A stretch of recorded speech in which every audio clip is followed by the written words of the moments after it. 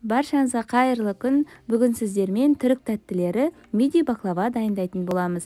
Дастарханыңыздың сәнін келтіріп, барлық қонақтарға ұнайды деген сенімдемін. Міндетті түрде дайындап көруге кеңес беремін. Ол үшін бізге қамырына шұңғыл ыдысқа жұмыртқамызды араластырып, еріген сары майымызды құйып, қаймақ қосып, үстіне сұйық майды құйып, жақсылап араластырып аламыз. Кейін үстіне жылы суды құйып, барлығын біркелкі маса етіп араластырып, алма уксусынан бір қасық құйып, барлығын біріктіріп араластырып аламыз. Кейін қопсытқышымызды ұнның үстіне салып, барлығын илектен өткізіп, осылай араластыра отырып, біркелкі масса жасап, қамырымызды қолымыздың көмегімен баса отырып, осылай қамыр дайындап аламыз.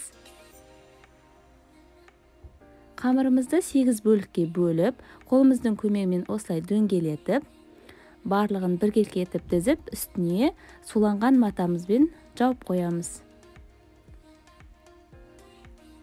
Матамыз дымқыл сулануы керек. Ендігі кезекте түріктер бұны қаймақ деп айтады. Бізде салмасына осындай шұңғыл темір ыдысқа сүт құйып, манная каша салып, қантымызды салып, баяу отта осылай қоюланғанша массамызды жасап аламыз.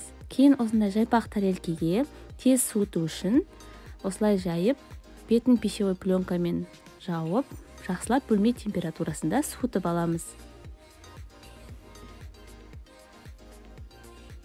Суыған қаймақтарымызды осылай қолымызды сулай отырып, біркелкі домалақтап дайындап қоямыз.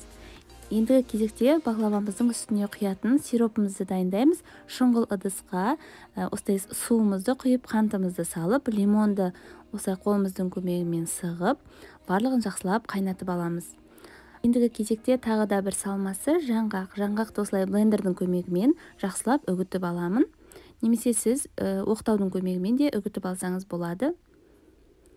Осылай жақсылап үгітіп дайындап қоямыз.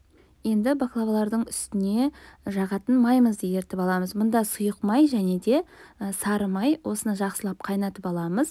Кейін осындай сүзгіден өткізіп, дайындап құйып аламыз. Неліктен сүзгіден өткіздім? Себебі сіз қайнатқан кезінде майыңыздың бетіне ақ көпіршік пайда болуы мүмкін. Ақ көпіршігін жақсылап сүзіп аламыз.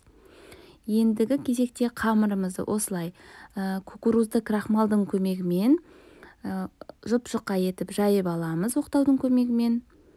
Ұнмен жаюға болмайды, міндетті түрде кукурузды крахмал пайдалану керекпіз. Кукурузды крахмалды мөлшерден тыс көп қоссаңыз да баклаваңыздың дәмін өзгертеді, сол себепті азғантай ғана қосамыз. Осылай жайылған қамырымызды оқтаудың көмегімен видеода көрсетілгендей етіп жайып аламыз. Кейін үстіне жаңғағымызды сеуіп, манағы домалақтап дайындап қойған қаймақтарымызды салып, бетіне тағы да бір жаңғағымызды салып, осылай қолымыздың көмегімен видеода көрсетілгендей барлығын дайындап аламыз. Дайындалған баклаваларымызды пышақтың көмегімен кесіп, теріс аударған кезінде көріп тұрғандарыңыздай сызықтары көрініп, осылай баклаваларымыз әдемі болып шығады. Дайын болған баклаваларымызды осындай шұңғылдау ыдысқа бір-біріне қатты жақын қылдырмай орналастырып аламыз. Кейін үстіне манағы еріткен сары майымызды жақсылап жағамыз. Барлық сыр майымызды пайдалану керекпіз, себебі осы майдың көмегімен пісетін болады. Қазір пеште 180 градуста қызып тұрған пешке 20-25 минутқа қызарғанша пісіріп аламыз. Пештен шыққан баклаваларымыздың үстіне қайнап тұрған сиропымызды құямыз. Сол кезде осындай дауыс шығады. Жарты күнде немесе бір күнде баклаваны сіңдіріп қоя тұрамыз. Кейін үстіне қалған жаңғақтармен немесе фисташка жаңғағымен осылай әдемілеп сәндесеңіз болады. Каналға тіркелуді ұмытпаңыз, және де лайк басып коммент қалдыруды ұмытпаңыз. Міндетті түрде дайындап көріңіз. Астарыңыз дәмді болсын.